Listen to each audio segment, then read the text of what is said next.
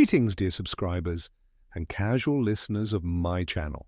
Have you ever thought about what would happen if Voldemort had an heir?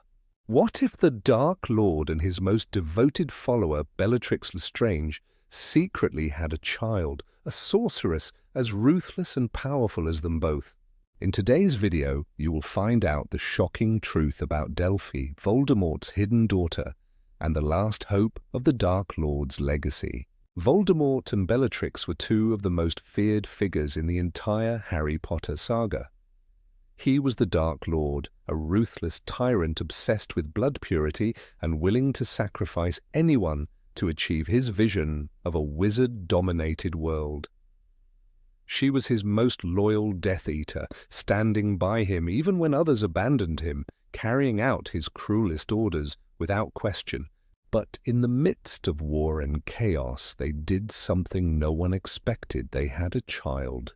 Her name was Delphi, and her existence changed everything. How could such a union even be possible? Bellatrix's obsession with Voldemort was no secret. For years she worshipped him, blindly following his every command. But Voldemort, a man incapable of love, never reciprocated her feelings. Born under the effects of a love potion, he lacked the ability to truly care for anyone. Yet, during the final years of the war, Voldemort realized one thing: his bloodline, one that traced back to Salazar Slytherin himself, would end with him. And that was something he could not allow. Perhaps that's why he chose Bellatrix, a pure blood witch from the prestigious Black family, to carry his heir. And so in secret, Delphi was born. But what made her so dangerous? Delphi's story is told only in Harry Potter and the Cursed Child, a controversial addition to the saga, officially recognized as canon by J.K. Rowling herself. According to the play, Delphi was born in Malfoy Manor just before the Battle of Hogwarts. After Voldemort's downfall, she was hidden away, raised by a woman who cared for her only in exchange for gold. She grew up alone, abandoned, and full of questions. That changed when her mother's husband, Rodolphus Lestrange, escaped from Azkaban. He revealed the truth. She was the daughter of the greatest dark wizard of all time, and her destiny was to bring him back. Delphi's plan was as brilliant as it was terrifying. She manipulated Amos Diggory, Cedric's grieving father, using his pain to gain access to Harry Potter's son, Albus. Through lies and deception, she convinced him and his best friend Scorpius Malfoy to steal a time turner. The goal? To rewrite history and prevent Voldemort's death. Her mission led to a chaotic spiral of alternate realities, near successes, and shocking twists. She fought fiercely, demonstrating abilities beyond ordinary magic. She could speak Parseltongue, fly without a broom, and duel multiple opponents at once. She was powerful enough to defeat Harry Potter himself in combat, but even she was not unstoppable. In the end, it took the combined strength of Harry, Albus, Ron, Hermione, and Draco to bring her down. And even then, it was no easy battle. Delphi was ultimately imprisoned in Azkaban, her dreams of reviving Voldemort crushed forever. Some say Delphi's defeat was final, that her story ended the moment she was locked away in Azkaban, stripped of her wand, and left to rot in the same prison that once held her mother. But can the child of Voldemort truly be silenced so easily? Azkaban is no ordinary prison. It is a fortress of despair, guarded by Dementors, creatures that feed on hope and drain every last ounce of happiness from a soul. Most prisoners break within days, lost in endless torment. But Delphi Lestrange was not like the others. From the moment she was thrown into her cell, she did something no one expected. She smiled. Harry Potter had won. The prophecy was broken. Voldemort was gone forever. And yet deep inside, Delphi knew the truth. Time is never truly sealed. Spells can be undone. Paths can be rewritten. If one time-turner existed, then surely others could be found. She had learned one thing from her father, patience. For months she remained silent. The guards thought she had given up. Other prisoners whispered that she had gone mad, but Delphi was waiting, watching, listening. Then, one night something changed. A storm raged outside, waves crashing against the prison walls. Lightning flashed, illuminating the dark corridors for only a moment. And in that moment, Delphi saw it, an owl perched just beyond the iron bars of her tiny window, a message tied to its leg. Her hands trembled as she reached for it, carefully untying the small parchment. The ink was hurried, but the words were clear. The Dark Lord's will is not yet fulfilled. She pressed the note against her chest, closing her eyes. Someone out there still believed. For years, Delphi had thought she was alone, abandoned by the remnants of Voldemort's followers. The Death Eaters had scattered, many captured, some forced into hiding. But if this note was real, then it meant there were still those who remained loyal, those who had not forgotten. The next morning, the guards found her sitting in the same place, her expression blank. They never noticed the tiny scrap of parchment now hidden beneath the loose stones of her cell. Days passed, then weeks. And then came the second message. This time, it was different. The handwriting was neater, the words more deliberate. Azkaban cannot hold you. The heir of Slytherin will rise. A thrill ran through her veins.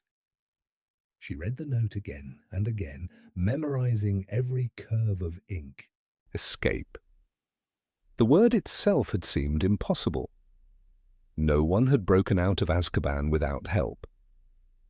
But if there were still loyalists, if there were still those who believed in her father's cause, then perhaps. That night she lay awake, staring at the damp ceiling. Her father had once escaped death itself. What was a prison compared to that? The next message arrived 3 nights later. The stars align soon. Be ready. That was all it said. For the first time in months, Delphi allowed herself to hope. She had no wand, no allies within the prison, but she had something stronger than all of that. Faith. She whispered to the darkness, her voice barely above a breath. I will not fail you, Father. The night of the escape came without warning. It started as a whisper, a murmur through the prison halls. The guards looked uneasy, shifting nervously as an unnatural silence settled over Azkaban. Even the Dementors seemed restless, gliding through the corridors as if sensing something beyond their understanding. Then the lights flickered. The air grew heavy, thick with the scent of burning wood. A low hum vibrated through the walls, growing stronger with each second. And then darkness. A deafening crash shook the prison. Stone crumbled, sending dust and debris into the air. Screams echoed through the halls as an explosion rocked the foundation of Azkaban. Delphi didn't hesitate. She leapt to her feet, pressing her hands against the bars of her cell. Then, just as suddenly as the chaos had begun, her door burst open. A figure stood before her, face hidden beneath the hood of a long, flowing cloak. A wand glowed in their outstretched hand, its tip pulsing with raw, crackling energy. Come, they said. It is time. Delphi hesitated for only a second. Then she stepped forward, her heart pounding. Together, they moved swiftly through the collapsing corridors. Screams filled the air as prisoners ran in every direction, some desperate for freedom, others too paralyzed by fear to move. The Dementors swirled above, drawn to the panic, but something was wrong. Their movements were erratic, disoriented, as if they too were afraid. The hooded figure led her to a narrow passage, half hidden behind a fallen beam. Hurry, they urged. We don't have much time. Delphi ducked through the opening, feeling the cold night air hit her face. They were outside. The sea stretched before them, waves crashing violently against jagged rocks. And then she saw it, a ship. Not an ordinary one. Its sails were black as ink, its hull glistening with strange, pulsing runes. Dark figures stood on deck, their wands raised toward the sky. A swirling mass of storm clouds churned above them, infused with magic far beyond ordinary spells. Delphi turned to her rescuer, her voice barely above a whisper. "Who are you?" The figure lowered their hood. A woman, her eyes, a piercing shade of silver, met Delphi's gaze. Someone who remembers. Delphi felt a shiver run through her spine. She didn't know this person, and yet there was something familiar in the way she spoke, in the quiet intensity of her stare. The woman reached into her cloak, pulling out something small and delicate. A wand. Delphi's breath caught in her throat as the woman placed it in her hands. The wood was smooth, cool to the touch. The moment her fingers wrapped around it, a surge of energy shot through her, electric and raw. Her wand. She had no idea how they had recovered it, but she didn't care. She felt whole again. The woman nodded toward the ship. "The world believes you are defeated, that the Dark Lord's legacy has ended. They are wrong." Delphi's grip tightened around her wand. For the first time since her capture, she allowed herself to smile. The night air howled around them as they stepped onto the ship, the sails billowing with dark energy. The figures on deck turned to her, their eyes filled with something she had longed to see for years. Reverence. One by one they knelt. The woman beside her spoke, her voice carrying over the roar of the storm. Hail the last heir of Voldemort." The ship lurched forward, cutting through the waves like a blade. Delphi turned her gaze toward the horizon. She was free, and the world had no idea what was coming next.